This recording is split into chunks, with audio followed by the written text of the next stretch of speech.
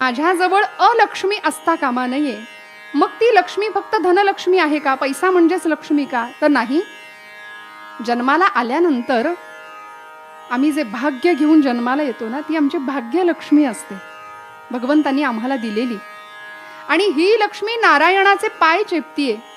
म्हणजे बघा, लक्ष्मी भगवंताच्या, त्या परब्रह्माच्या, पुन्हा तोच विषय, ब्रह्म आणि माया, प्रकृती आणि पुरुष. ही प्रकृती त्या निर्गुण निराकार असलेल्या पुरुषाचे पादसंवाहन करते, ती त्याच्या पायाशी, हे विसरून नाही चालणार. त्यामुळे ब्रह्म प्रसन्न करून घ्यायचं असेल, त्या वृत्तीला पोहोचायचं असेल, तर आम्हाला लक्ष्मीची कृपा संपादन करावी लागेल आणि देवीच्या या लक्ष्मी स्वरूपाची आराधना करावी लागेल. ही लक्ष्मी देवाचे पाय चेपतीये. आणि देव म्हणजे काय हो? विष्णू म्हणजे काय? साक्षात सत्य, सत्य स्वरूप असलेला परमात्मा. म्हणून भारतीयांचा महामंत्र आहे ना, सत्यमेव जयते, सत्याचा विजय. आणि जिथे सत्य आहे तिथे लक्ष्मी आहे. ब्रह्म हे सत्य स्वरूप आहे, ब्रह्म सत्यन, ब्रह्म हे सत्य आहे आणि त्या सत्याच्या पायाशी आहे, ही ती लक्ष्मी आहे. लक्ष्मी सत्याचे पाय चेपते, म्हणजे सत्याचा आधार घेते, सत्याची जी कास धरते ती खरी लक्ष्मी आहे. म्हणून वाईट मार्गाने जर लक्ष्मीची आपण उपासना करू तर ती भगवती आमच्यावर प्रसन्न नाही होणार. त्या लक्ष्मीतून आमच्या वाट्याला येतो अहंकार, आणि तो अहंकार आमच्या सर्वनाशाला कारणीभूत ठरतो. त्यामुळे अशी लक्ष्मी आम्ही तिची आराधना करावी की जी आमच्या जीवनाचा उद्धार करेल, कल्याण करेल. आम्हाला सगळंच हवंय सध्या. या देवीकडून आम्हाला काय काय हवं? भौतिक सुख साधनं मागण्यापेक्षा काय मागायचंय तिच्याकडे? मी जसं आपण परवा एक प्रार्थना गायलो ना साने गुरुजींची, तशाच पद्धतीची प्रार्थना शाळेतली सगळी मुलं आजही गातात बहुतांशी. हा, इंग्लिश माध्यमात कदाचित ही प्रार्थना नाही आपल्याला ऐकायला मिळणार, ही श्रीमंती मराठी माध्यमाचीच. हे सौंदर्य आणि ही श्रीमंती मराठीचीच. पण दुर्दैवाने आम्ही तिला थोडंसं जरा बाजूला सरकवतोय, त्याचाही फार मोठा खेद आहे. पण या निमित्ताने आपण तिचा उद्घोष करूया. मराठीला सुद्धा माय मराठी असंच आपण म्हणतो. मातृभाषा, आपण देवीचं मातृरूप बघितलं ना, किती गोड आहे बघा विषय, की भाषेला सुद्धा आम्ही मातेचा दर्जा दिला, की जी भाषा आम्हाला एकमेकांच्या दुसऱ्या हृदयातलं हृदगत एकमेकांजवळ व्यक्त करू देते, करता येतं, ती भाषा सुद्धा आमची मातृस्वरूप देवताच आहे, भगवतीचाच स्वरूप आहे तिच्या स्वरूपामध्ये सुद्धा. आणि म्हणून तिच्याकडे, या भगवतीकडे आम्हाला जे जे हवंय ते ते आम्ही मागू शकतो. आम्हाला जे जे हवंय ते ते आम्हाला तिच्याकडे मागता आलं पाहिजे. काय मागायचं? शब्दरूप लक्ष्मी म्हणजे धन, एवढाच विचार आम्ही डोक्यातून काढला पाहिजे. आम्ही ज्या दिव्याची स्थापना करतो, जे दीप प्रज्वलन रोज संध्याकाळी अर्थात केलं पाहिजे, घरातल्या मुलांनी तिची आराधना केली पाहिजे. ती दीपलक्ष्मी की जी आमचं लक्ष वेधून घेते, जी आमच्या संस्कारांचं प्रतीक आहे. आणि हिंदू धर्मातल्या प्रत्येक मुलांनी संध्याकाळची वेळ झाली की घरामध्ये आलंच पाहिजे, देवासमोर उभं राहून त्या दिव्याची प्रार्थना, त्या लक्ष्मीची प्रार्थना केलीच पाहिजे. दीपज्योती नमोस्तुते, या तरच आमच्या घरामध्ये नांदेल ती पुढची लक्ष्मी, म्हणजे संस्कार लक्ष्मी. आज या गोष्टीची कमतरता आमच्या घराघरात जाणवते, कारण मूल आईवडिलांच्या सहवासात किती आहे, हाच मोठा गांभीर्याचा प्रश्न निर्माण झालाय. आईवडिलांना मुलाकडे लक्ष द्यायला वेळ नाहीये. त्यामुळे घरामध्ये 3 माणसं, बरं आजी असली तरी ती नको आहे, ही परिस्थिती आहे. म्हणजे काळ इतका बदललाय की 2G 3G 4Gचा काळ, 5G आलं तरी सुद्धा घरात आजी नको आहे. सगळं आहे, सगळी प्रगती आम्हाला हवी आहे. विज्ञानाच्या वेगात आम्ही इतक्या प्रचंड वेगाने धावतोय, पण आमचं मूळ कुठे विसरत नाही ना, आमचं मूळ कुठे हरवत नाही ना, याचा विचार आम्हाला करावा लागेल. म्हणून आमच्या, तुमच्या, माझ्या घरातल्या मुलांच्याकडे असायला हवी ती संस्कार नावाची लक्ष्मी. ते लक्ष्मीचं रूप आहे, ते भगवतीचं स्वरूप आहे. आणि सगळ्यात महत्त्वाची म्हणजे आता कोरोनाच्या या काळामध्ये, महामारीच्या या संकटाच्या काळामध्ये, वैश्विक संकट आमच्यावर आलं, जगाला खऱ्या लक्ष्मीची किंमत कळाली. बरं, कुठली लक्ष्मी सगळ्यात मोठी आहे? कारण कितीही जरी ऐश्वर्य असलं, संपत्ती असली, तरी या काळाने आम्हाला शिकवलं, बरं, या पिढीला शिकवलं की पैसा म्हणजे सर्वस्व नाही, तर जगात सगळ्या श्रीमंत कोण, या प्रश्नाचं उत्तर जर मला विचारलं तर मी म्हणेन की ज्याचं आरोग्य चांगलं आहे ना, तो सगळ्यात श्रीमंत आहे. शरीरम आद्यम खलु धर्म साधनम, शरीर हे धर्माचं साधन आहे हे ज्यांनी जाणलं तो श्रीमंत. म्हणून आमच्याकडे असायला हवी ती आरोग्य नावाची लक्ष्मी आहे. हे भगवतीचं लक्ष्मीचं स्वरूप आहे. वैभव लक्ष्मी आहे, संस्कार लक्ष्मी आहे. आणि या सगळ्या लक्ष्मीचा जर सदुपयोग आम्ही जीवनामध्ये केला ना तर जीवनाचं कल्याण आहे. आणि दुरुपयोग जर आम्ही करणार असू तर अहंकाराला कारणीभूत ठरू आणि तो अहंकार आमच्या नाशाला कारण ठरेल. म्हणून जी धनलक्ष्मी आम्ही कमवू, तुकोबरायांनी सांगितलं ना, जोडून या धन उत्तम व्यवहारे उदास विचारे वेच करी. उत्तम मार्गाने प्रपंच नेटका करण्यासाठी आम्हाला धनलक्ष्मी जमवावी लागेल, तिची आराधना करावी लागेल. पण ते जमवलेलं धन, ती लक्ष्मी जर फक्त स्वतःच्याच प्रपंचापुरती उपयोगी आणली किंवा फक्त मी आणि माझं एवढ्यापुरतंच जर तिला ठेवलं तर ती लक्ष्मी आमच्यावर कृपा नाही करणार. म्हणून असं म्हणता ना की देणाऱ्यांनी देत जावे. माणसाकडे दातृत्व गुण असेल ना तर परमेश्वर प्रसन्न झाल्याशिवाय राहत नाही. पण आज परिस्थिती अशी आहे, शतेषु जायते शूरः सहस्रेषु च पंडितः वक्ता दशसहस्रेषु दाता भवति मानवा. सुभाषितकारांनी सांगितलं, दात्यांची दुष्काळच आहे. म्हणजे देणारी वृत्ती नाही, उलट समोरच्या जवळ जे जे काही आहे ते हिसकावून घेण्याची स्वार्थी वृत्ती मात्र समाजामध्ये आज आमच्याकडे दिसतीये. दातृत्व गुणही आहे, नाही असं नाही, पण तिथेच लक्ष्मी वास करते जिथे देण्याची वृत्ती आहे.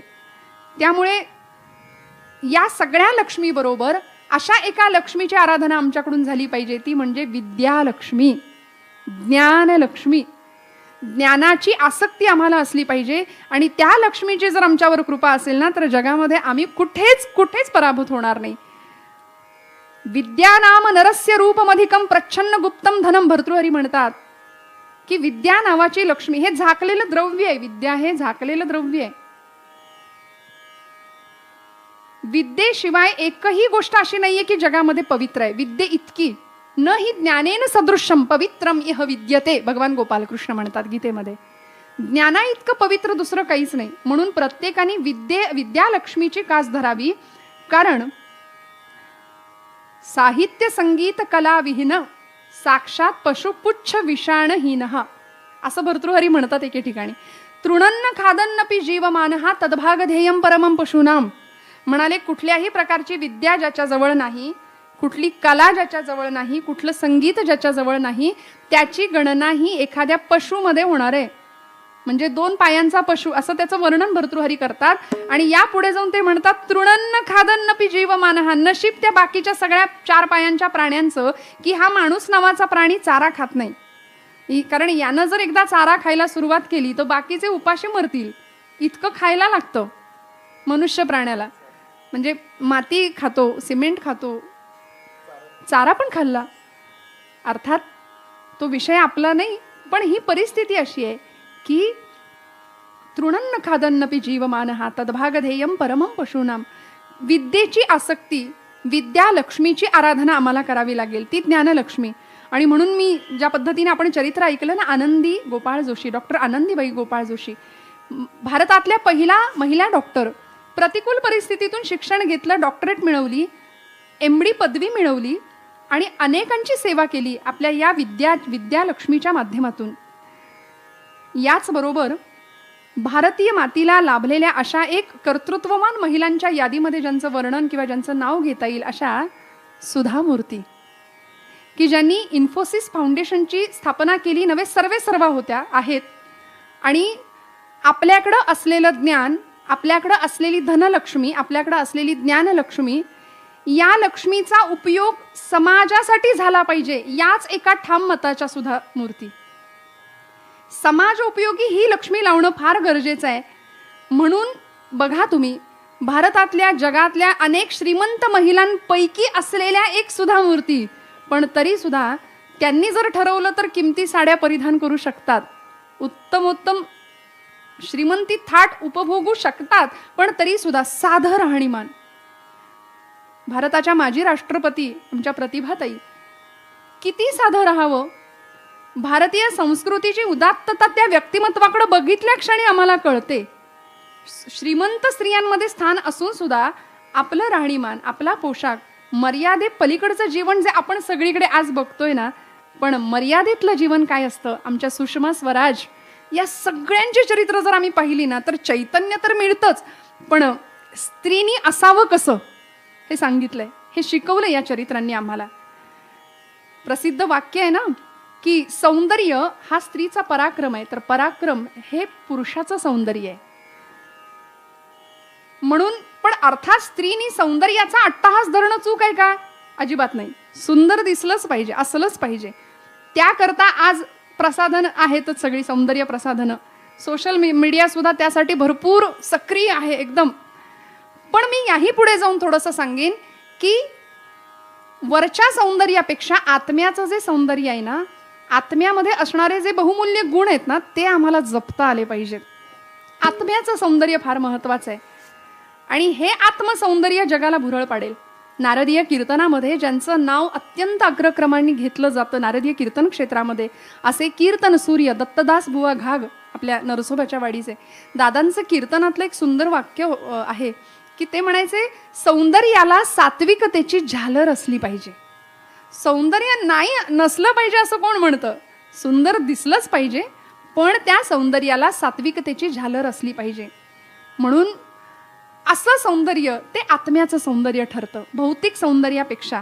म्हणून मी सुधामूर्तींच्या चरित्रातलं थोडासा उल्लेख करून पुढे जाईन की ज्यावेळी सुधामूर्तींची मुलाखत झाली ना, त्या मुलाखतीमध्ये त्यांना असं विचारलं होतं की तुम्ही म्हणजे त्या 21 वर्षापूर्वी काशीला जाऊन आल्या होत्या. 21 वर्षांपूर्वी काशीला जाऊन आल्यानंतर तिथे अशी प्रथा आहे की तिथे आपल्या आवडत्या गोष्टीचा त्याग करायचा. काशीला गेल्यानंतर लोक असं करतात, आपल्या सगळ्यात आवडती गोष्ट कुठली आहे, तिचा वस्तू कुठली आहे, तिचा त्याग करायचा. तर सुधामूर्तींनी आपल्या एका मुलाखतीत असं सांगितले की 21 वर्ष मी नवीन साडीच नाही खरेदी केली माझ्यासाठी.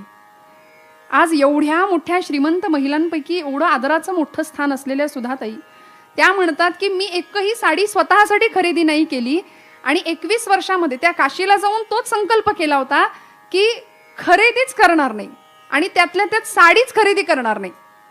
आता नवरात्र आहे, महिलांच्या आवडीचा हा विषय आहे. साडी म्हटलं की कोण नाही म्हणेल हो, पण हा केवढा उदात्त विचार आहे. कारण विद्या लक्ष्मी धनलक्ष्मी परमेश्वरांनी माझ्याकडे दिली आहे, ती माझ्यावर प्रसन्न आहे, बस त्या लक्ष्मीचा उपयोग मी समाजासाठी करेन, या पलीकडे मला काही नको. इतकं सुंदर विचारसरणी या लोकांची आहे की आपल्याकडे एक सांगतात ना की दोघं जण रस्त्याने पती पत्नी निघतात आणि म्हणजे आजी आजोबा होते बरं का, आणि आजीचा हात धरला होता रस्त्याने चालत असताना. लोकांनी विचारलं की आजोबा का हाताला का धरताय त्यांना? नाही म्हणाले, सोडून उपयोगच नाही, हात सोडला की दुकान धरते, दुकानाकडे जाते साडीच्या. हात कसा सोडू म्हणाले, हाताला धरूनच मला तिला गेलं पाहिजे. हे आजीचं झालं, म्हणजे आजीचं सुद्धा असं होतंय. आपल्या सगळ्याच स्त्रियांच्या आवडीचा विषय आहे हा. पण सुधामूर्तींचं चरित्र म्हणून मला मुद्दाम आदर्शवत असं आपल्यासमोर ठेवावंसं वाटतं की हे देवीचं लक्ष्मी स्वरूप आहे. लक्ष्मीचा सदुपयोग केला, अनेक पुस्तकांचं कादंबऱ्यांचं लिखाण तर केलंच, अनेक पुरस्कार सरकारतर्फे जे जे मिळाले ना या समाज उपयोगी कामाबद्दल, त्या पुरस्कारांची सगळी रक्कम मुलींसाठी अनाथालय उभारण्यासाठी या सुधामूर्तींनी खर्च केलेली आहे. यापुढे जाऊन गृहलक्ष्मीचं एक रूप आम्ही बघतो की जी घराघरामध्ये आहे. दिवाळीला मला असं वाटतं की दिवाळीला दर्शन म्हणून पाडव्याला पतीची ओवाळणी पत्नी करत असते ना, तर लक्ष्मी पूजनाला पतीने पत्नीची ओवाळणी करायला काय हरकत आहे? ती गृहलक्ष्मी आहे ना. आतापासून आपण करूया पुढे. ती गृहलक्ष्मी आहे, पतीच्या पावलावर पाऊल ठेवून ती अनुसरण करते, ती तिचं काम करत राहते ना निर्विकल्पपणे, पातिव्रत्य तिचं ती सांभाळत असते, ती गृहलक्ष्मी आहे. अलीकडे झालेल्या या पुलवामा दहशतवादी हल्ल्यामध्ये आमच्या भारताचा एक जवान जे शहीद झाले, त्यांची पत्नी निकिता धौंडियाल असं त्यांचं नाव, त्यांनी एवढ्या कमी काळामध्ये पुलवामा अटॅकमध्ये पती निधन झाल्यानंतर निकिता धौंडियाल यांनी लष्करी प्रशिक्षण घेतलं, लेफ्टनंट झाल्या आणि त्या पतीच्या पदावर तिथे जाऊन आज पतीचं उर्वरित राहिलेलं कार्य मी पूर्ण करेन या एका ध्येयाने प्रेरित झालेली ही महिला आज आम्ही पाहतोय. आमच्या भारत देशाची मान अभिमानाने उंचावणारी अशी ही गृहलक्ष्मी मी म्हणेन निकिता धौंडियाल.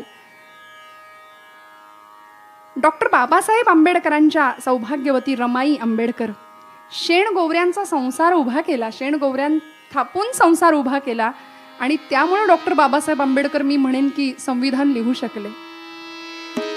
ही गृहलक्ष्मी आहे. याचबरोबर मंदाताई आमटे असतील, प्रकाश आमट्यांच्या पत्नी साधनाताई आमटे असतील, या सगळ्यांनीच आपल्या पतीच्या पावलावर पाऊल ठेवून अनुसरण केलं. मी म्हटलं तसं जसं यमुनामाई सावरकरांनी केलं. अनेक या सगळ्या गृहलक्ष्मीचे रूप आहेत. ही लक्ष्मीचं अधिष्ठान असलेलं भगवतीचं रूप आहे. मंदाताई आणि प्रकाश आमटे जर त्या आदिवासी भागातून निघाले ना, तर प्रकाश वाटा पुस्तकावरचं पहिलंच वाक्य आहे की ते आदिवासी लोक त्यांना असं म्हणायचे की हे आमचे राम सीता आहेत, हे आमचे राम सीता आहेत. इतकं विलक्षण कर्तृत्व आणि व्यक्तिमत्व. आणि म्हणून गृहलक्ष्मी कशी असावी, स्त्री कशी असावी, मर्यादेचा पदर तिच्याकडे कसा असला पाहिजे, या सगळ्या गोष्टी सांगत असताना महाराष्ट्रातल्या सुप्रसिद्ध व्याख्यात्या ज्या आत्ता काही कालापूर्वीच आपल्यातून निघून गेल्या, त्या अपर्णाताई रामतीर्थकर, मुलीने कसं असलं पाहिजे म्हणजे त्या तर म्हणायच्या, त्यांचं आवडीचं वाक्य म्हणजे माझ्या आवडीचं त्यांच्या व्याख्यानातलं वाक्य, त्या म्हणायच्या मुलगी कितीही मोठी झाली, ती भले डॉक्टर झाली, इंजिनियर झाली, वकील झाली, तरी सुद्धा भाकरी थापता आलीच पाहिजे म्हणायच्या. म्हणजे हे आम्हाला, हे स्त्रीला चूक. आणि हे कमीपणाचं लक्षण मुळीच नाहीये. स्त्री घर सांभाळते म्हणजे ते दुबळेपणाचं लक्षण आहे का? मुळीच नाही. पुरुषाच्या बरोबरीने उलट ती कामही करते आणि घरही उत्तम सांभाळतीये. या घराचा हा सगळा रथ, हे सगळं शिवधनुष्य ती पेलते, कारण तिच्याकडे निसर्गाने तेवढी क्षमता दिली आहे, तेवढी ताकद दिली आहे. देवीचं लक्ष्मी रूप जसं आहे ना, तसं देवीचं कांती रूप सुद्धा आज आपल्याला बघायचंय. तेज जिथे आहे, कांती जिथे आहे. मी मगाशी म्हटलं तसं कांती म्हणजे फक्त अंगकांती नाही ना, ते सौंदर्य उजळण्यासाठी आम्ही भरपूर प्रयत्न करतो, पण तेज किंवा कांती ज्याला म्हणता येईल ती बुद्धीची कांती आहे, नुसती शरीराची कांती नाही. देवीचं कांती रूप कुठे आहे? बुद्धीची कांती आहे, भावनेची कांती आहे, विचारांचं तेज आहे, पराक्रमाचं तेज आहे. कांती म्हणजे तेज. आणि यापुढे जाऊन सांगू का, लोकमान्य टिळकांनी ज्यावेळी अग्रलेख लिहावा, सरकारचं डोकं ठिकाणावर आहे का, असा जळजळीत लेख ज्यावेळी लोकमान्यांच्या लेखणीतनं प्रकट व्हायचा ना, त्या लेखणीचं सुद्धा तेजच आहे, ती कांतीच आहे. आणि तिथे सुद्धा मला वाटतं भगवती आहे, त्या लेखणीमध्ये सुद्धा देवीचं कांती रूप आहे.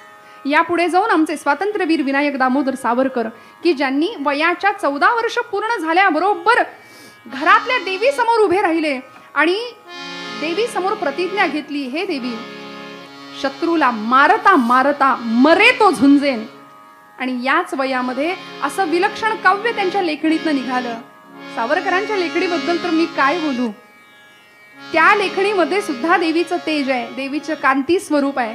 या सावरकरांच्या लेखणीतून जी जी काव्य बाहेर निघाली ना, आज म्हणजे त्यातलं एक काव्य आता जे आपण ऐकणार आहे, ते काव्य जरी गायलं ना तरी अनेकांचा असा समज आहे की हे संस्कृत मध्ये आहे की काय, हे शुद्ध मराठीमध्ये आहे याचीही जाणीव बऱ्याच जणांना नाही. इतकं दर्जा त्या लेखणीचा, इतकं तेज त्या लेखणीचं.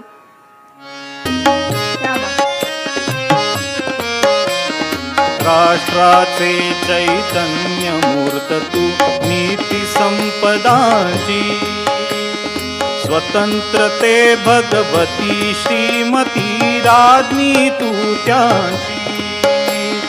साठी मरण ते जनन, तुझवीन जनन ते मरण, तुझ सकल चराचर शरण चराचर शरण, तुझ सकल चराचर शरण चराचर शरण.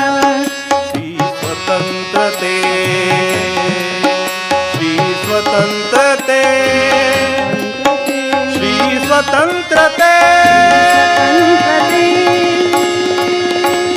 जयोस्तुते जयोस्तुते जयोस्तुते जयोस्तुते. श्री महन्मंगले श्री भास्करे शुभदे.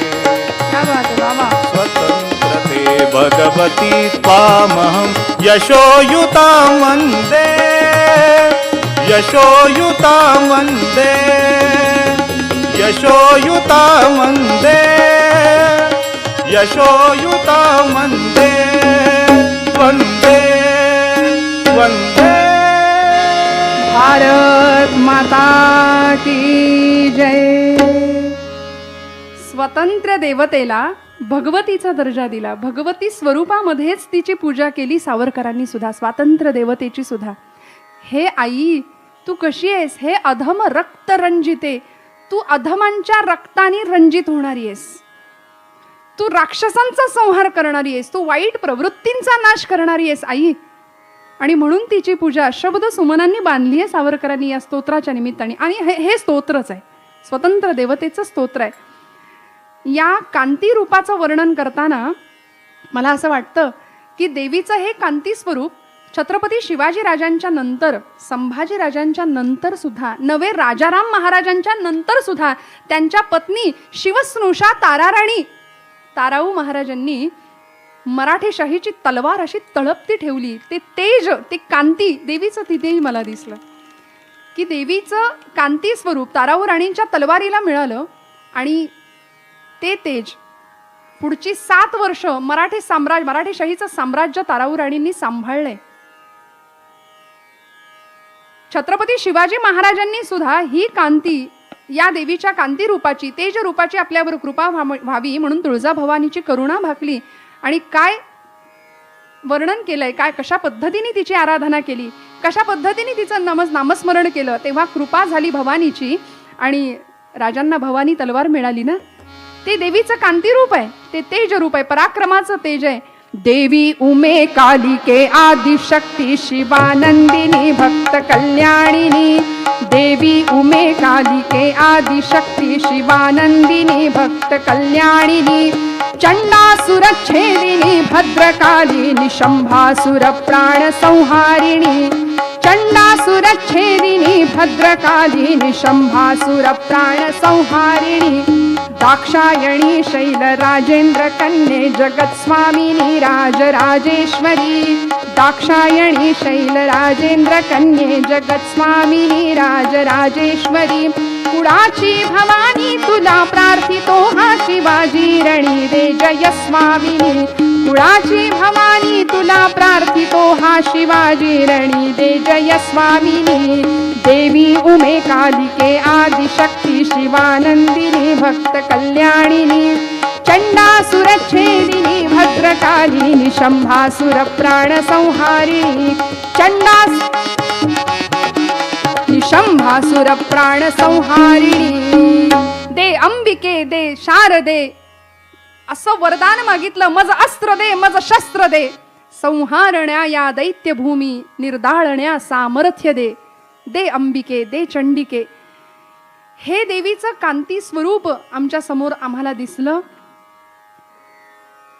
तेजस्विता, तपस्विता आणि तत्परता हे त्या जीवनांचं दर्शन होतं. स्वामीजी म्हणायचे तारुणाईचे 3 तकार स्वामीजींनी तरुण पिढीला सांगितलेत. तेजस्विता, तपस्विता आणि तत्परता. देवीच्या या लक्ष्मी स्वरूपाबरोबर, देवीच्या या कांती स्वरूपाबरोबर देवीचं असं शक्ती स्वरूप महाराष्ट्राने नवे भारत देशाने इतिहासात अनुभवलंय. ते म्हणजे शिव आणि शक्ती. शिवशक्ती एकमेकांशिवाय अपूर्ण आहेत म्हणून आपण आपल्या देवतेचं स्वरूप अर्धनारी नटेश्वर असं त्या रूपामध्ये देवाची पूजा करतो ना. की या महिषासुर नावाचा दैत्य ज्यावेळी उन्मत्त झाला, सगळ्या लोकांना त्याचा त्रास व्हायला लागला, साधू संतांना यज्ञ कार्यासाठी हवीरभाग मिळेना, पृथ्वीला या दैत्याचा, या पापाचा भार व्हायला लागला. आणि ही आमची पृथ्वी माता गोरूप धारण केलं आणि ब्रह्मदेवांकडे गेली. नवरात्रीच्या या देवीचा अवतरण कशासाठी आहे, का आहे, कशामुळे आहे, ते जर आम्हाला जाणून घ्यायचं असेल ना, तर ही पृथ्वी माता, ही भूमाता गोरूप धारण करून ब्रह्मदेवांकडे आली आहे. आणि ब्रह्मदेवांसमोर गारहाणं घातलंय. का तर सृष्टीची रचयिता ते आहेत ना. निर्मितीचं काम करणाऱ्या ब्रह्मदेवांना सांगते की हा महिषासूर उन्मत्त झालाय, याचा भार आता पापांचा सहन होत नाही, लवकर काहीतरी करा. ब्रह्मदेवांनी विष्णूंना घेऊन थेट भगवान शिवांच्या समोर सगळ्यांनी उपस्थित राहावं. आणि या 3ही देवतांचं तेज एकत्र झालं. आणि देवी आईला म्हणजे पार्वतीला, आदिशक्तीला सगळ्यांनी गारहाणं घातलं की याचा निपात आता तू कर. म्हणून या देवी पार्वतीने अशी अट घातली की मी हे काम एकटीने नाही करणार, बहुता जनांचे मुखी यश घ्यावे, आमचे समर्थ सांगतात ना, सगळ्यांनी मिळून हे काम करायचं.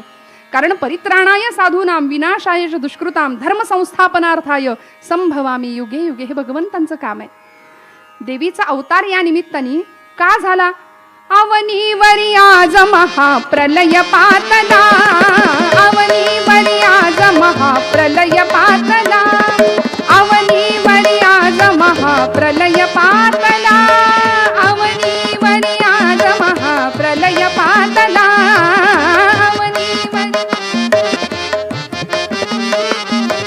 महिषासुर स्वर्गाचा स्वामी जाहला, महिषासुर स्वर्गाचा स्वामी जाहला, अवनीवरी आज महाप्रलय.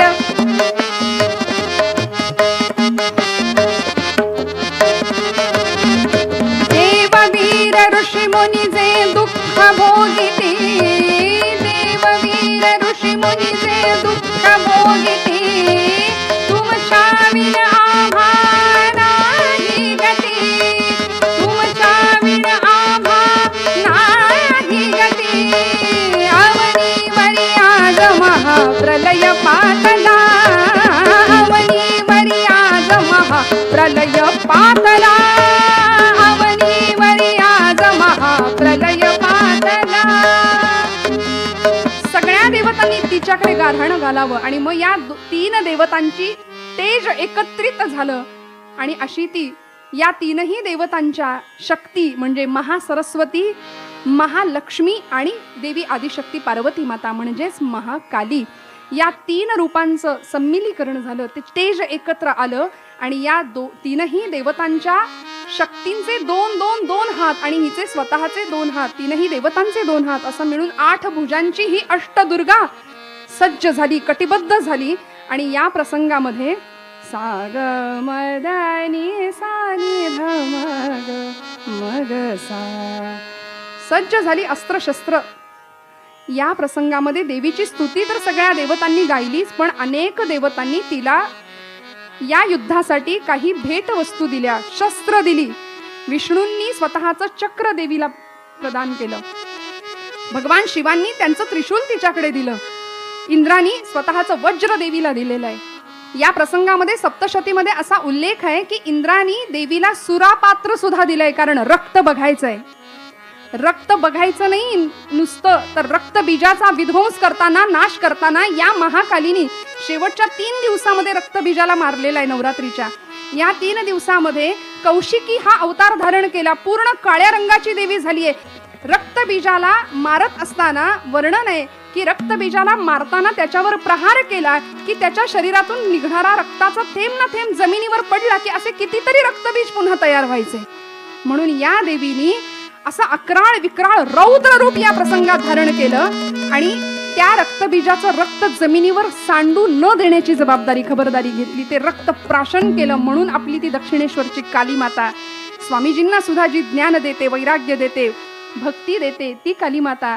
काय तिचं वर्णन आहे? दुर्गे भवानी, दुर्गे भवानी, दुर्गे भवानी,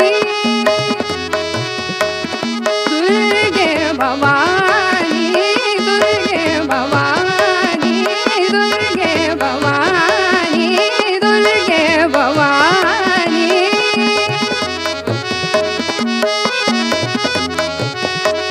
दुर्गे भवानी दया करू माता, दया करू माता, नित सुख करणी दुःख हरण दुर्गती नाशनी. दुर्गे भवानी, दुर्गे भवानी, दुर्गे भवानी. कशी आहे जगदंबा? हात खड्ग त्रिशूलधार, हात खड्ग त्रिशूलधार, हात खड्ग त्रिशूलधार.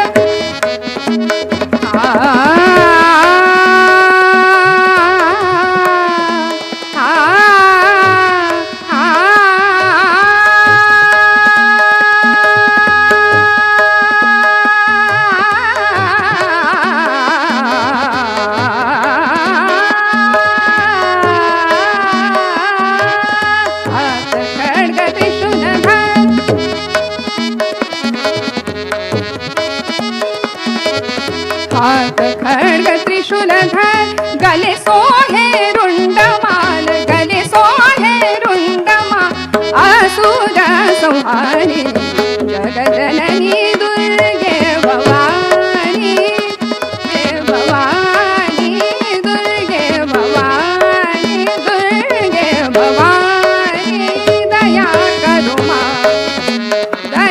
करू माता नित सुख करणी दुःख हरणी दुर्गती नाशनी दुर्गे भवानी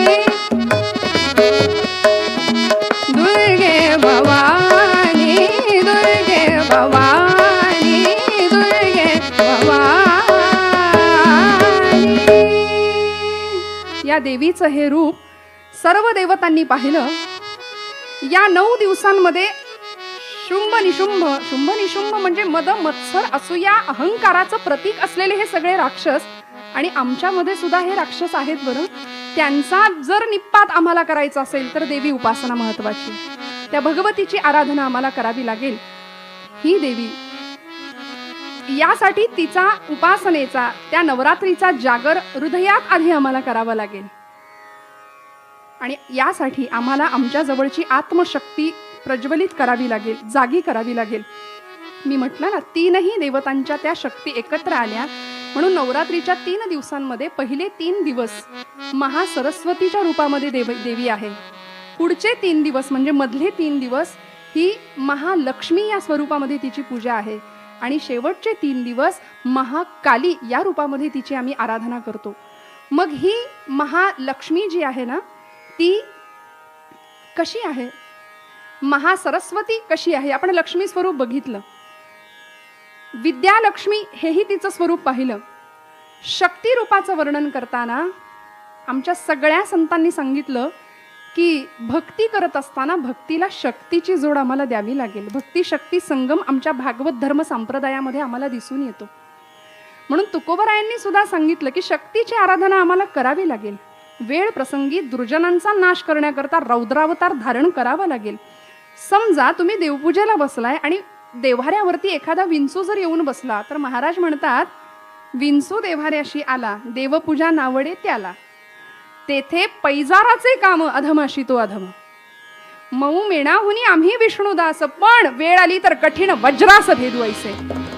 ही शक्ती स्वरूपिणीची ताकद आहे आणि ही तिची कृपा मिळवण्याचा हा जो मार्ग आहे की शक्तीची उपासना आम्हाला करावी लागेल. म्हणून समर्थ रामदास स्वामींनी सुद्धा असं सांगितलंय, शक्तीने मिळती राज्ये. राज्य ग्रहण करायचंय, मिळवायचंय ना तर शक्तीशिवाय. म्हणून समर्थांनी महाराष्ट्रामध्ये नव्हे सगळीकडे क्षात्र तेजाचं स्फुल्लिंग चेतवलं. महाराष्ट्राच्या दऱ्याखोऱ्यांमध्ये जय जय रघुवीर समर्थ या मंत्राची गर्जना दुमदुमत राहिली. एवढंच नाही, शक्ती स्वरूपाची आराधना देवीच्या भगवतीच्या शक्ती रूपाची आराधना करण्याकरता समर्थांनी बलोपासनाच जगासमोर मांडली. फक्त शरीराची शक्ती का हो, याकरता म्हणजे शारीरिक शक्ती अपेक्षित आहेच आहे, त्याकरता व्यायामशाळा बांधल्या, मारुतीरायांची मंदिरं उभी केली. तिथे बलोपासनेचं महत्व मुलांना पटवून द्यावं, व्यायामाचं महत्व, सूर्य नमस्कार, क्रमाक्रमाने नारायणाचा दास, दासाचा स्वामी, स्वामींचा समर्थ झालेला हा लोकोत्तर युगोत्तर महापुरुष असलेले हे संत समर्थ झाले आणि महाराष्ट्राला एक नवा महाराष्ट्र धर्म समर्थांनी या प्रसंगामध्ये दिला आपल्या पूर्ण जीवनामध्ये.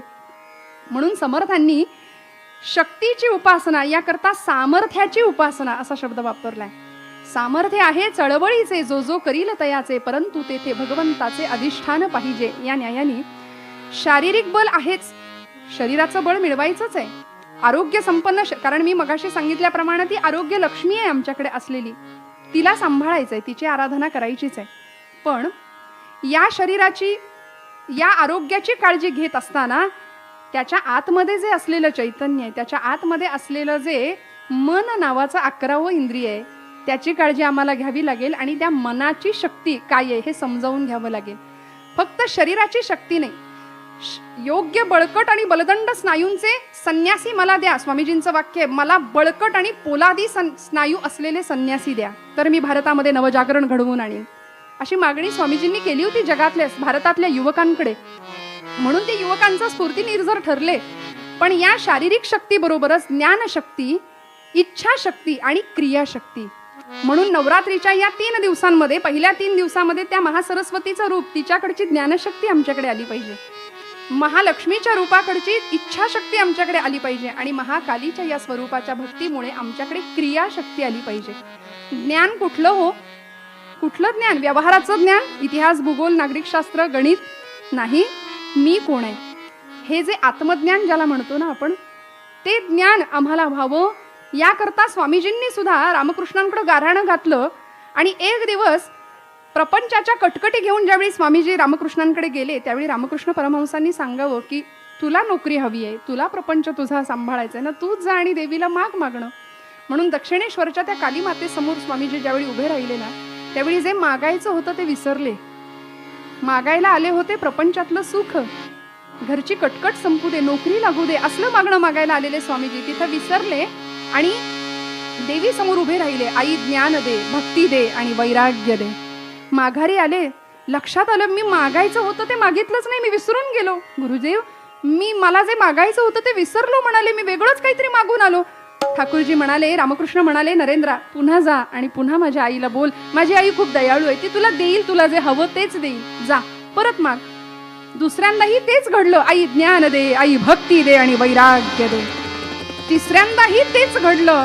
परमेश्वर आपल्यासाठी योग्य काय तेच देत असतो बरं, आपल्याला हवं ते बऱ्याचदा नाही मिळत. स्वामीजी उभे राहिले या जगदंबे समोर. अनादि निर्गुण प्रगटली भवानी, अनादि निर्गुण प्रगटली भवानी, अनादि निर्गुण प्रगटली भवानी. मोह महिषासुर मर्दना लागुनी, मोह महिषासुर मर्दना लागुनी, विविध तापांची करावया झाडणी, विविध तापांची करावया झाडणी. भक्ता लागी तू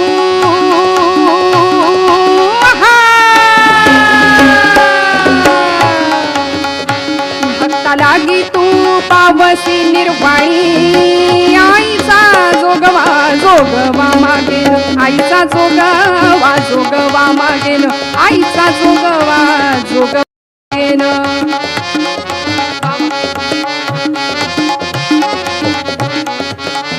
द्वैत सांडूनी माळ मी घालीन, हाती बोधाचा झेंडा मी घेईन, देहरहिता वारीसी जाईन. आईचा जोगवा जोगवा मागेन, आईचा जोगवा जोगवा मागेन. क्या बात आहे बाबा.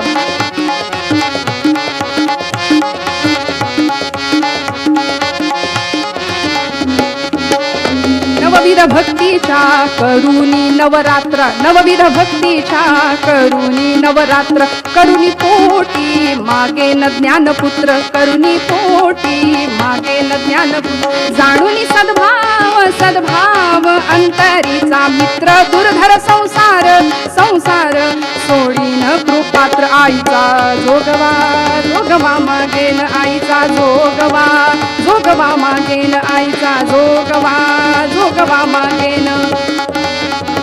आवा क्या बात. आता साजणी झाले मी निसंग, आता साजणी झाले मी निसंग, विकल्प नवऱ्याचा तोडियला संग, विकल्प नवऱ्याचा तोडियला संग. काम क्रोध हे धाडियले माग, काम क्रोध हे धाडियले माग, झाला मोकळा मार्ग सुरंग. आईचा जोगवा जोगवा मागेन, आईचा जोगवा.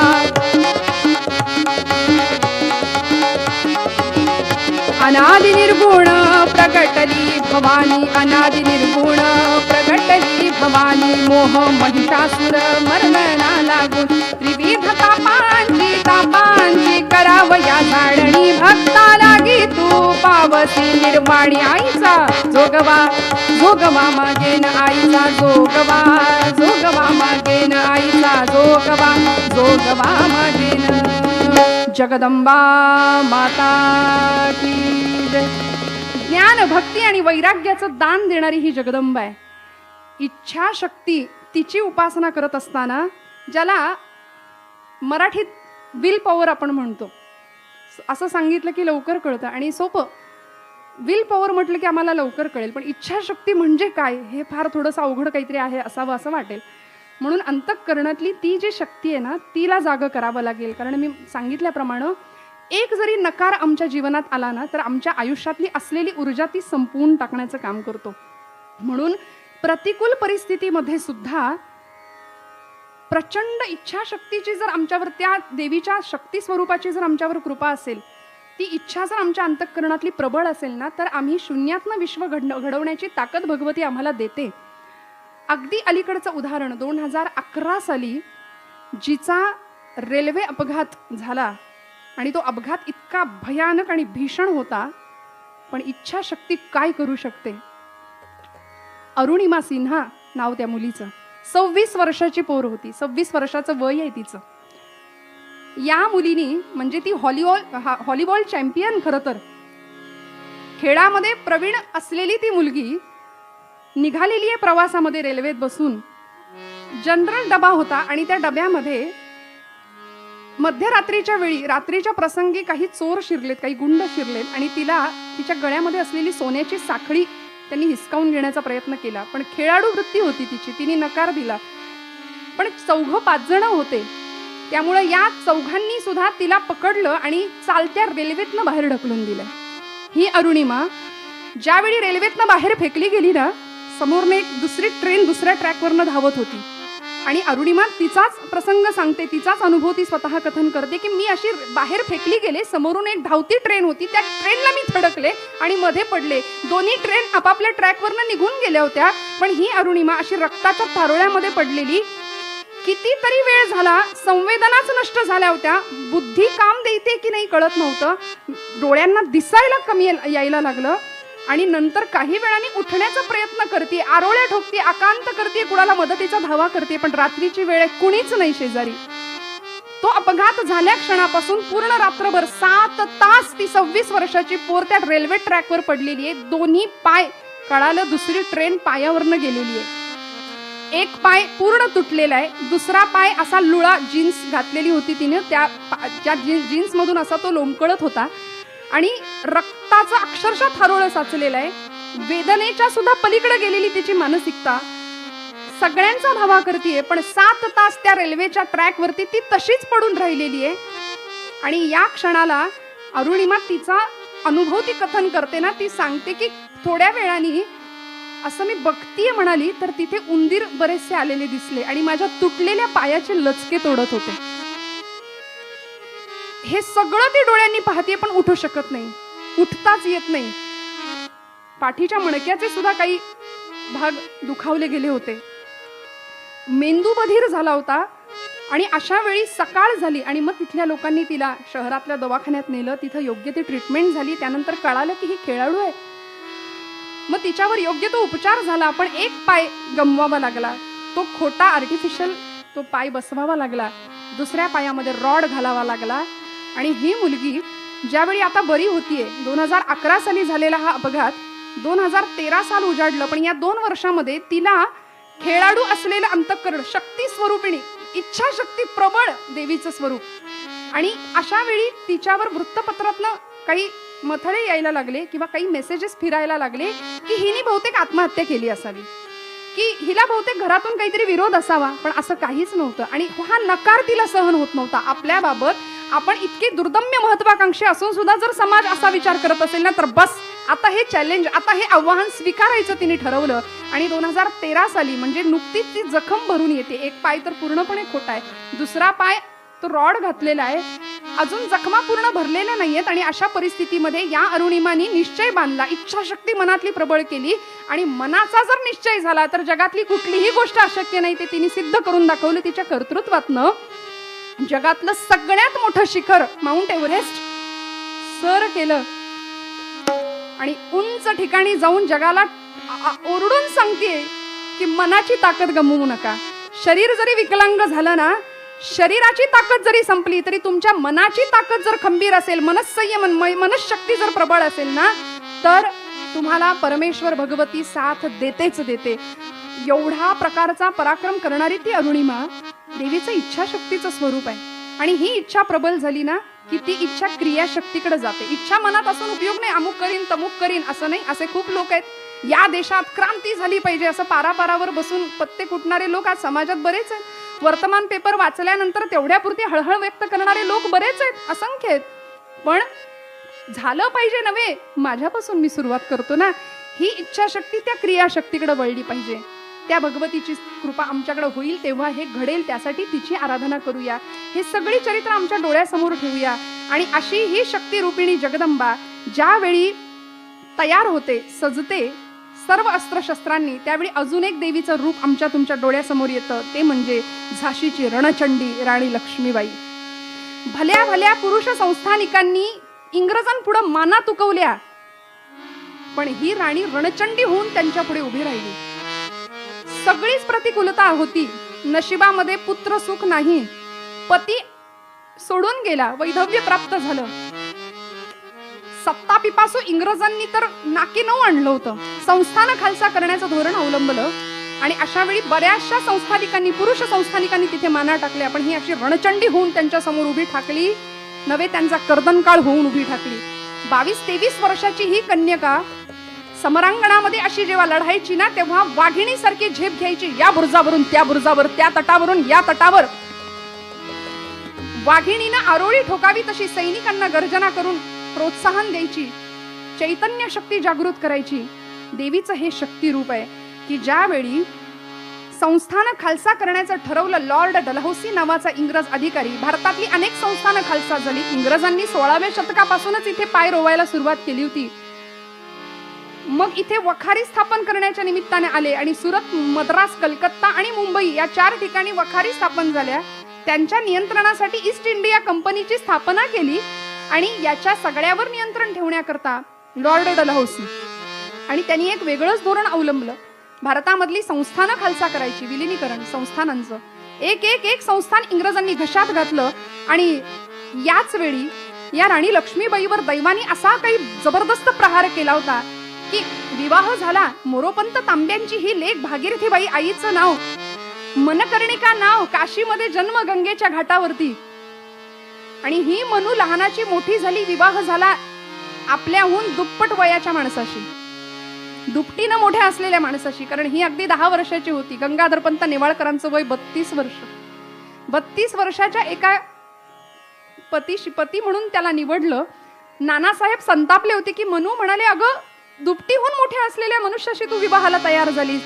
त्या 10 वर्षाच्या कन्यकेचे उद्गार होते. ती म्हणाली, नाना अरे मी माझ्या व्यक्तिगत प्रपंच सुखासाठी नाही लग्न करत आहे, विवाह करत आहे. मला माझ्या भारत मातेचं दुःख दूर करायचंय. लहानपणापासून आपण जी स्वप्न रंगवत आलोय ना, ती आता साकार करून दाखवायची वेळ आली आहे नाना. अरे नाही काय म्हणतोस, हे बघ मला काही हत्तीवर झुलायचं नाही अंबारीत, मला छत्र चामर परिधान करून तिथे तो भोग नाही घ्यायचंय. पण लक्षात घे, या संस्थांची जर मी राणी झाले ना, झाशी संस्थांची, तर उद्या माझ्या दारामध्ये हत्ती असतील, तोफखाना असेल, घोडदळ असेल, पायदळ असेल, आणि या सगळ्यांच्या बळावर मी इंग्रजांना आव्हान देऊ शकेन. त्या लग्नाला होकार दिला, लग्न झालं. आली झाशी संस्थांमध्ये लक्ष्मीच्या पावलांनी, म्हणून राणी लक्ष्मी असं तिचं नाव ठेवलं. खरं तर ती महाराष्ट्राची उत्तरेकडे गेली. बिजली म्हणायचे लोक तिला, बिजली बिजली, आणि अक्षरशः विजेप्रमाणे तळपायची. नशिबी पुत्रसुख नव्हतं, कारण पुत्र झाला होता पण 3 महिन्याचं अवघं लेकरू होतं. त्या चिमण्या पाखराला त्याचं ते प्रेत मांडीवर घेऊन आक्रंदन करत रडत होती, आपलं राणीपद विसरून. मूल गेल्यानंतर पतिदेव म्हणजे गंगाधर पंतांनी हाय खाल्ली आणि पुढच्या 2 वर्षात गंगाधर पंत गेले. पुत्र गेला, पती गेला. ऐन 22व्या वर्षी वैधव्य, पुत्र सुख नाही. आणि अशा परिस्थितीमध्ये ही राणी काय करेल हो? घरामध्ये जावं, महालक्ष्मी समोर, देवी समोर बसावं. हे आई, जन्म झाल्यापासून, लहानपणापासून जे स्वप्न आता उराशी बाळगले ना, ते मला साकार करण्याची संधी मिळालीये.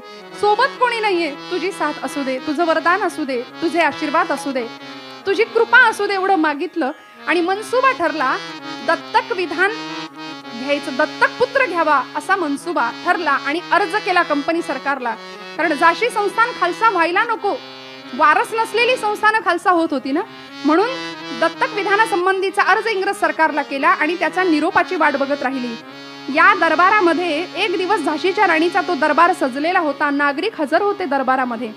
कंपनी सरकारचा वकील, त्याचं नाव होतं मेजर एलिस, हातामध्ये एक लखोटा घेऊन तो दरबारामध्ये हजर झाला. रामचंद्र रावांनी तो लखोटा घेतला. राणी आपल्या दत्तक पुत्र दामोदराला मांडीवर घेऊन बसली आहे चिकाच्या पडद्याआड. आणि त्या एलिसने लखोटा दिला रामचंद्र रावांकडे. उपस्थिताचं प्रत्येकाचं काळीज धडधड करतंय की काय लिहिलं असेल, काय निकाल असेल कंपनी सरकारचा, दत्तक विधान मंजूर असेल का, झाशी संस्थान खालसा तर नाही ना होणार. आणि या परिस्थितीमध्ये काय होईल? होईल खालसा झाशी की दत्तक होईल मान्य, होईल खालसा झाशी की दत्तक होईल मान्य. आशा की भव्य निराशा, प्रश्न हाची चिंताजन्य. ऐका या निर्णय आले पुरवासी ते सामान्य. सगळेजण आले होते निर्णय ऐकायला कंपनी सरकारचा. आणि या प्रसंगामध्ये रामचंद्ररावांनी लखोटा उघडला, मजकूर वाचला आणि त्या मजकुराचा आशय एकच होता, दत्तक विधान नामंजूर आणि झाशी संस्थान खालसा. दरबारी जनांच्या काळजाचा ठोका चुकला होता. सगळ्यांची मस्तकं सुन्न झाली आणि राणी चिकाच्या पडद्या आडणं गरजली, खामोश. तलवारीचं एक तलवार उपसली, तरदिशी तो पडदा फाडला आणि एका झेपेत मेजर एलिसला गाठलं. त्याच्या नरडीला तलवारीचं टोक लावलं आणि सांगितलं, मैं मेरी झाशी नहीं दूंगी. खालसा जाहली झाशी झोंबले शब्द राणीसी, खालसा जाहली झाशी झोंबले शब्द राणीसी. बोलली रेसिडेन्स साशी, देणार नाही कोणाशी, आवडती माझी झाशी, देणार नाही कोणाशी. या झाशीसाठी आम्ही खडगाचे पाणी प्यालो, स्वातंत्र्य रक्षणासाठी रक्ताने कितीदा न्हालो. स्वर्गाच्या दारावरती यत्कीर्ती लिहाया झालो, मी विधवा अबला ऐसी, अन्याय कथू कवणासी. असहाय्य पाहुनी मजसी, अन्याय असा का करता, झाशीवर माझी सत्ता. अन्याय असा का करता, झाशीवर माझी सत्ता. मेरी झाशी नहीं दूंगी. ही आरोळी, या वाघिणीची डरकाळी इंग्रज सरकारला हादरवणारी ठरली. यानंतर युद्ध झाल्या, लढाया झाल्या, यश अपयश आपल्या हातात नाही. पण मी असं म्हणते की हिंदुस्थानच्या स्वातंत्र्याचा पाया जर कोणी भक्कम केला असेल ना, तर तो या रणचंडीने, या देवीच्या शक्ती स्वरूपिणीने. या स्वातंत्र्य यज्ञामध्ये या सुगंधित पुष्पाची आहुती गेली. म्हणून आज या सगळ्या स्वरूपांची आठवण आम्ही का करायची? कारण या प्रत्येक रूपामध्ये देवीचं शक्ती स्वरूप आहे, देवीचं कांती स्वरूप आहे, लक्ष्मी स्वरूप आहे, तुष्टी स्वरूप आहे, पुष्टी स्वरूप आहे, दया स्वरूप आहे, मातृ स्वरूप आहे, भ्रांती स्वरूप आहे, लज्जा रूपेण संस्थिता, लज्जा स्वरूप आहे. या सगळ्या रूपांनी ती देवी चराचर सृष्टीमध्ये विराजमान आहे. या देवी सर्व भूतेषु शक्ती रूपेण संस्थिता. नमस्तस्यै नमस्तस्यै नमस्तस्यै नमो नमः. म्हणून तिची आराधना करताना या पंचदिवसीय कथामालेमध्ये या देवी सर्व भूतेषु, तिचं स्थान चराचर सृष्टीमध्ये कशा रूपाने आहे, कुणाकुणाच्या रूपामध्ये ती अंश रूपाने आहे. आणि या कर्तृत्ववान महिलांच्या थोड्या थोड्या चरित्राचा परामर्श घेत असताना माझ्या अल्पवाणीनुसार आणि अल्पकुवतीनुसार हा प्रयत्न केलेला आहे. आपण सर्व गुणीजन श्रोते आहात. मनापासून सर्वांच्या चरणी, आदिमाया आदिशक्तीच्या चरणी ही सगळी सेवा अर्पण करते. प्रबोधन भारती ही अत्यंत सुंदर आणि नावाजलेली असलेली संस्था. या संस्थेमार्फत हा जो कार्यक्रम आयोजित केला गेला, या संस्थेचे सर्वेसर्वा असलेले आदरणीय कीर्तनकार हरिभक्त परायण विश्वास बुवा कुलकर्णी बुवांना मनापासून द्यावेत तेवढे धन्यवाद थोडे आहेत. आमच्या दोनही साथीदारांचे मनपूर्वक आभार व्यक्त करते, त्यांना धन्यवाद देते. झालेली सेवा परमेश्वराच्या चरणी रुजू करते. काही वेडवाकडं गेलं असेल बोलत असताना तर मोठ्या अंतःकरणाने क्षमा करा. पुन्हा एकदा सगळ्यांना नमस्कार करते आणि या देवीच्या सर्व रूपांना वंदन करून या नवरात्रीचा हा जागर या ठिकाणी त्याला विराम देते. तो जागर आमच्या हृदयामध्ये चालूच राहणार आहे. बरं, कथा संपली म्हणून जागर नाही संपला. हृदयातली ती आत्मज्योत आता प्रज्वलित करायचीच आहे. ती आत्मशक्ती तेवत ठेवायचीच आहे. बस त्याकरता फक्त ती भगवतीची उपासना का, कशी आणि कशासाठी करायची हे समजावून घेऊया. या निमित्ताने झालेली सेवा पुन्हा एकदा भगवतीच्या चरणावर अर्पण करते. एकदा त्या शक्ती रूपाला वंदन करूया आणि थांबूया. या देवी सर्वभूतेषु,